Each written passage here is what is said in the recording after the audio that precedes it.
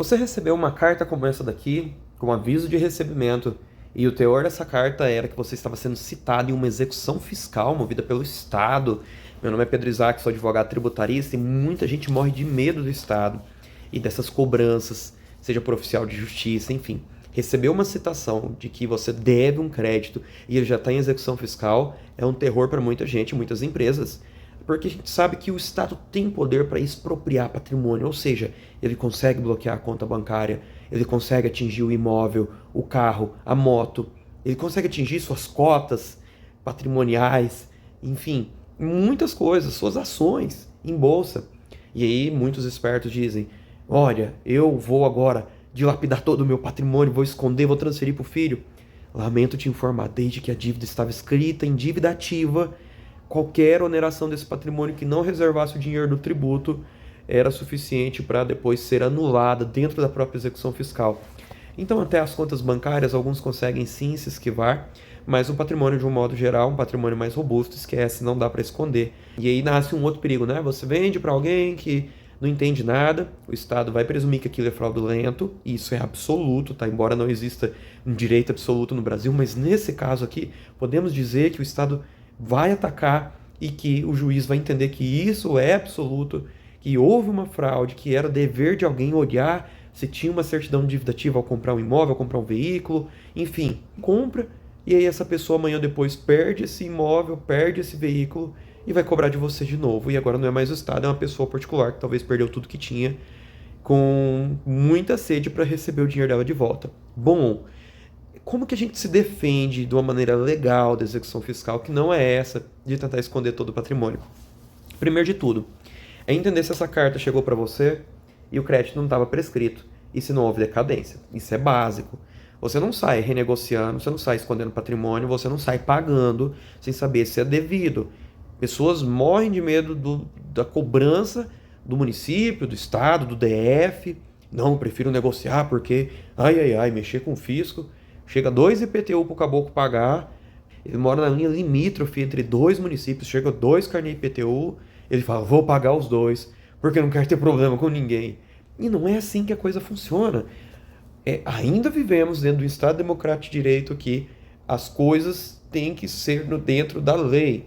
E a União, o Estado, o município, o DF, eles têm que seguir a lei. Eles são obrigados a seguir somente a lei, nada além da lei. E se fizerem algo que extrapola, é aí que mora o advogado. O advogado vai lá minar aquela situação jurídica, porque ela é antijurídica.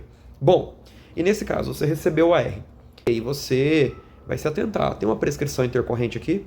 Será que esse débito não estava prescrito? Será que quando foi lançado pela autoridade competente, não havia já uma decadência? Porque prescrição e decadência extingue o crédito tributário. E aqui a gente já começa a mudar de cena. Imagina, você deve 100 mil reais. Você recebe a cartinha. Qual que é a primeira coisa que você vai fazer? Meu Deus, vou falar com um contador, eu vou pessoalmente na prefeitura. Vamos dizer que seja um débito de ISS. Negociar isso daqui, porque tem um edital aberto, eu refiz, agora eu vou pagar 60 mil parcelado em 60 meses, 60 parcelas de R$ 1.000 e chega disso aqui na minha vida, eu nunca mais farei isso. Mas de repente estava prescrito o crédito inteiro. E quando você vai lá renegociar, você começa a pagar, você está pagando algo indevido, porque a prescrição extingue o crédito. Não tira só o direito de cobrar, ela extingue o crédito tributário. A prefeitura não poderia estar usando mais aquela nota promissória chamada certidão de dívida ativa para estar te cobrando. Aqueles 100 mil são indevidos, devem ser extintos do mundo jurídico. E você não pode agir de uma maneira desesperada e ir lá negociar. Meu Deus, freia essa carroça, porque senão você vai colidir frontalmente com o seu bolso. Você vai arrancar dinheiro do seu bolso que você poderia estar desfrutando e dando indevidamente para o Estado. Se você não estiver satisfeito com a quantidade de tributos que você já paga, realmente pode fazer isso, tá? Vai lá e pague dívidas indevidas. Mas se você pagou dívida indevida e depois viu que era indevida, você ainda tem uma solução que é correr atrás desse dinheiro. Mas demora um pouquinho mais, tá bom? Bom, decadência e prescrição. E eu disse para vocês, lançamento por autoridade competente. A autoridade que lança esse tributo, que faz essa dívida existir no mundo jurídico, ela precisa ser competente. Se não for uma autoridade competente, de novo, nós temos um problema que se perde totalmente aquele tributo. Uma outra hipótese, município, estado, DF, União está cobrando algo que foi declarado inconstitucional.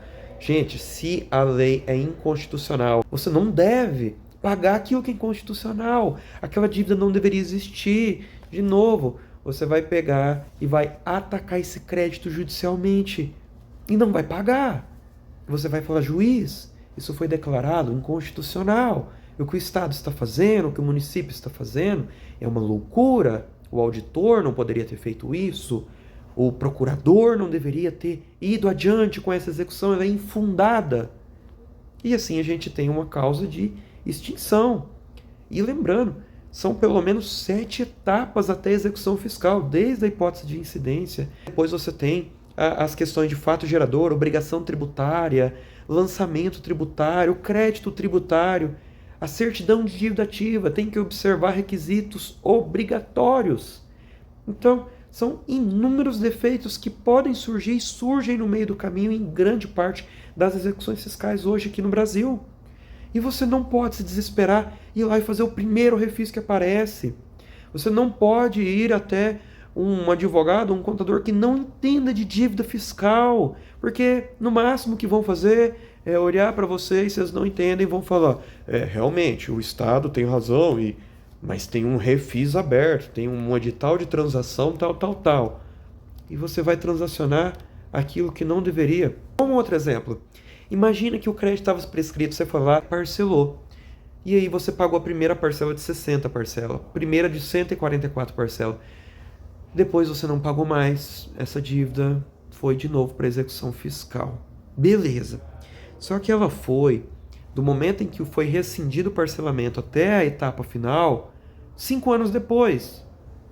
E a Fazenda Pública não fez nada nesse meio tempo. Ela ficou quieta. Foi rescindido o parcelamento e 5 anos depois ela decide restaurar essa execução fiscal. Ela decide ir adiante. E aí? Deve pagar? Aí eu te conto. Prescrição intercorrente. É uma hipótese de prescrição intercorrente. Aí você vai lá de novo desesperado. Meu Deus, o fisco falou, apontou para mim o canhão dele da execução. Eu preciso de novo. E agora eu vou de novo no meu contador. Eu vou de novo no meu advogado que não entende de execução fiscal. Perguntá-lo o que devo fazer. E o bendito vai lá e fala um novo parcelamento. E você de novo cai nessa falácia do novo parcelamento. E você fica parcelando novamente, parcelando e parcelando. Então, uma reflexão que fica aqui. Primeiro de tudo, você precisa ver se essa dívida é exigível. Pois bem, bateu o martelo. Ela é exigível em parte ou no todo e eu não tenho dinheiro, mas tenho patrimônio. Há uma solução? Normalmente sim.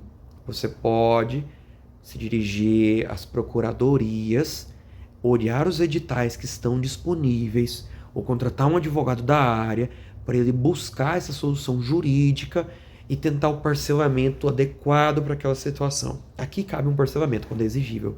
Agora não saia fazendo parcelamento sem ter certeza que aquela dívida era exigível. E olha, estou falando de dívida fiscal, viu? De tributário. Quantas dívidas cíveis a gente se depara também. Eu que nem atuo tanto com a dívida cível, mas a gente precisa conhecer bem das duas para atuar no tributário. E quanta dívida, principalmente condominial, tem título sendo executado aí que nem assinatura do devedor tem, gente. É uma aberração. E as pessoas vão lá inocentemente e saem pagando as coisas, saem refazendo parcelamentos, inovando dívidas que não poderiam sequer existir. Então vamos ficar atento e se você recebeu essa cartinha aqui que assusta muita gente, tome cuidado.